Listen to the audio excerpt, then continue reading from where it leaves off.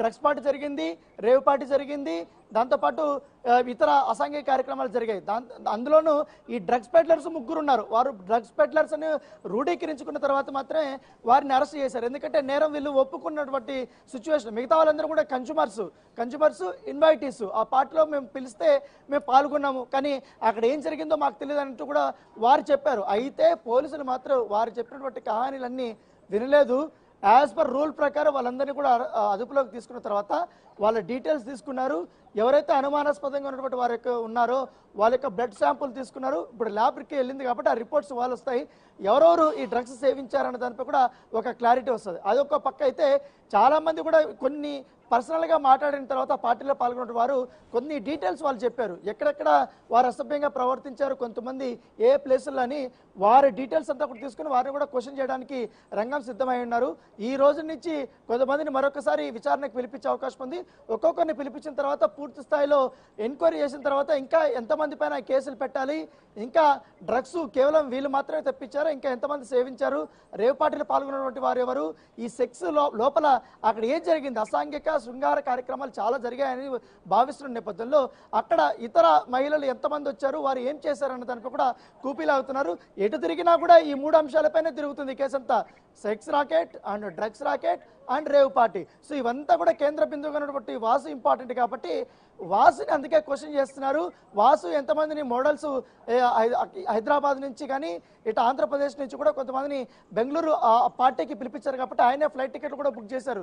So వాళ్ళు కేవలం అక్కడ పార్టీకే వారు వచ్చారా లేకపోతే ఇతర కార్యక్రమాలు ఏమైనా పాల్గొన్నారు దానిపైన పోలీసులు విచారణ అయితే స్టార్ట్ అవుతుంది.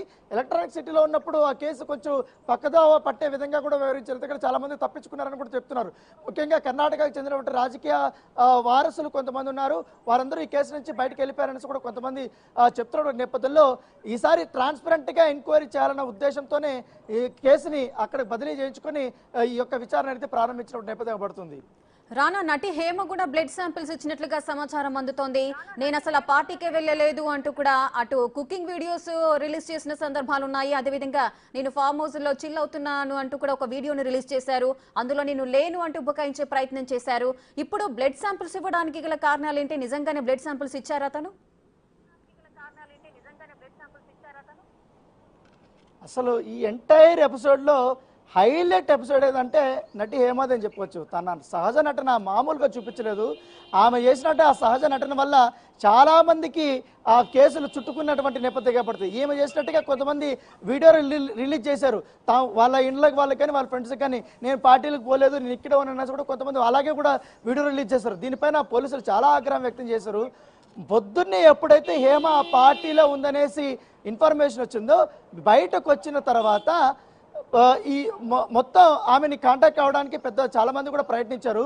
అట్లాగే బిగ్ టీవీ కూడా ప్రయత్నించారు. బిగ్ టీవీతో మాట్లాడినప్పుడు నేను అసలు పార్టీకి వెళ్ళాను, నేను ఎక్కడ ఉన్నాను, నైట్లో ఇంట్లో ఉన్నాను, కావాలంటే మా ఇంటికి రాండి అనేసి కూడా ఆమె చాలా వ్యంగ్యంగా మాట్లాడింది.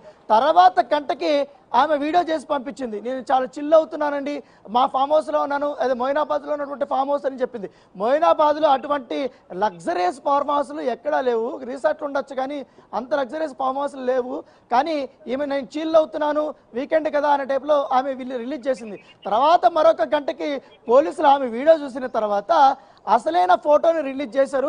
తర్వాత ఆమె కష్టాలు స్టార్ట్ అయ్యాయి. అప్పుడే ఆ ఫోన్ని కూడా సీజ్ చేశారు. ఇప్పుడు ఆమె దగ్గర ఆ ఫోన్ ఉందా లేదో కూడా సమాచారం లేదు.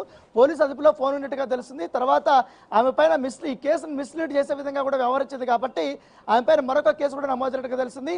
ఆమెకు కూడా బ్లడ్ శాంపుల్ తీసుకున్నట్టుగా మనకు తెలుస్తుంది. దాంతోపాటు ఆమె పాత్ర ఎంతవరకు ఉంది, వాసు నిజంగానే ఆమెని ఇన్విటేషన్ చేశారు. ఆ కేవలం వాసు ద్వారా హేమ వచ్చింది కాబట్టి హేమ ఇంకెంతమందిని ఇన్వైట్ చేసే పార్టీకి తీసుకెళ్లిన దానిపై కూడా కూపీలాగుతున్నారు. చూస్తున్నాం బెంగళూరు రేవ్ పార్టీలో సంచలన విషయాలు వెలుగులోకి వచ్చాయి.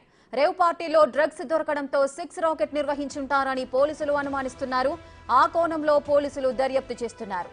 ఈ రేవ్ పార్టీకి మొత్తం 200 మంది హాజరైనట్లు, ఒక్కొక్కరి నుంచి 2 లక్షల ఎంట్రీ ఫీజు వసూలు చేసినట్లుగా పోలీసులు గుర్తించారు. పార్టీకి క్రికెట్ బుకీలు, సినీ పరిశ్రమకు చెందిన వారు, రాజకీయ నేతలు హాజరయ్యారు. ఇప్పటికే 5గురిని అరెస్ట్ చేసిన పోలీసులు వారి నుంచి బ్లడ్ శాంపిల్స్ సేకరించి ల్యాబ్కు పంపారు. నటి హేమ కూడా బ్లడ్ శాంపిల్స్ ఇచ్చినట్లుగా సమాచారం. పార్టీ నిర్వాహకుడు వాసు నేర చరిత్రపై కూపీలాగుతున్న పోలీసులు కేసును ఎలక్ట్రానిక్స్ సిటీ స్టేషన్ నుంచి సెంట్రల్ క్రైమ్ బ్రాంచ్ కు ట్రాన్స్ఫర్ చేశారు.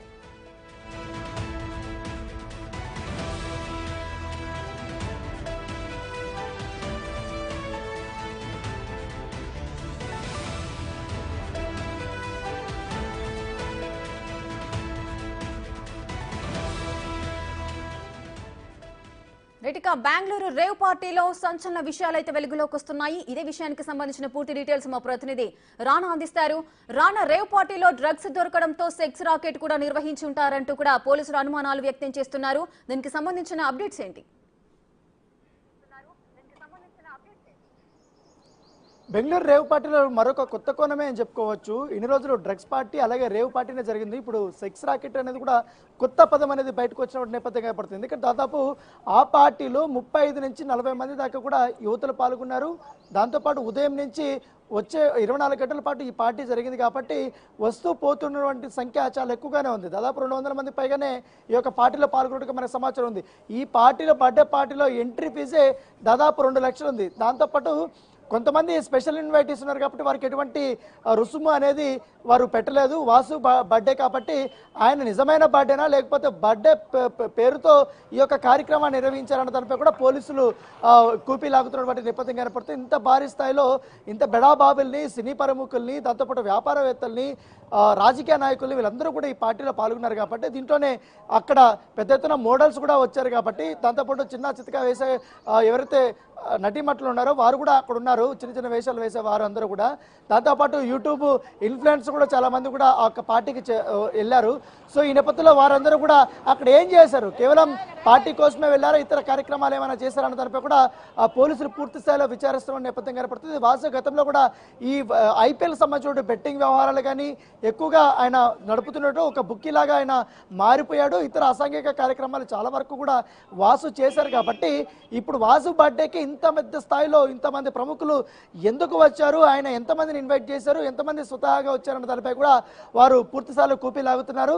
దానితో పాటు బర్త్డే బ్యాష్ జరుగుతున్నటువంటి నేపథ్యంలో ఈ గోపాల్ రెడ్డికి సంబంధించిన ఈ ఫామ్ హౌస్ లో చాలా మంది ఎంట్రీ ఫీజు ఇచ్చి మరి వెళ్ళారు. గతంలో కూడా ఇలాంటి పార్టీలు నిర్వహించడం లేదన్న దానిపై కూడా పోలీసులు పూర్తి స్థాయిలో ఇన్ఫర్మేషన్ అనేది తీసుకుంటూ వస్తున్న నేపథ్యంగా పడుతుంది. దాంతోపాటు ఈ ఫామ్ హౌస్ లోనే గతంలో చాలా పార్టీలు జరిగాయి. కాకపోతే అవన్నీ కూడా మామూలు పెళ్లిళ్ళు కానీ లేకపోతే ఇతర ఈవెంట్స్ కానీ చాలా వరకు జరిగాయి.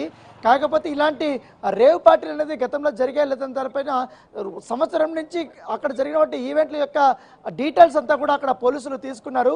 ఆ ఈవెంట్లో యొక్క సీసీ కెమెరాలు ఉంటాయి కాబట్టి ఆ ఈవెంట్ జరిగినటువంటి తీరుతెన్నులపైన కూడా వారు ఆ సీసీ కెమెరా విజువల్స్లో చూస్తున్నటువంటి నేపథ్యం అయితే ఏర్పడుతుంది. ఇప్పటి వరకు చాలా మంది ఆ కేసులో ఉన్నప్పటికీ కానీ తప్పించుకున్నారనేసి కూడా అభియోగాలు ఎదుర్కొంటున్న నేపథ్యంలో ఎలక్ట్రానిక్ సిటీ నుంచి ఈ కేసును ట్రాన్స్ఫర్ చేశారు. సైబర్ క్రైమ్ వాళ్ళకి అప్పచెప్పినటువంటి నేపథ్యం కాబట్టి వారు ఇప్పుడు అన్ని కోణాల్లో కూడా విచారించాలని కూడా వారు భావిస్తున్నారు. ఆల్రెడీ ఇప్పుడు అలా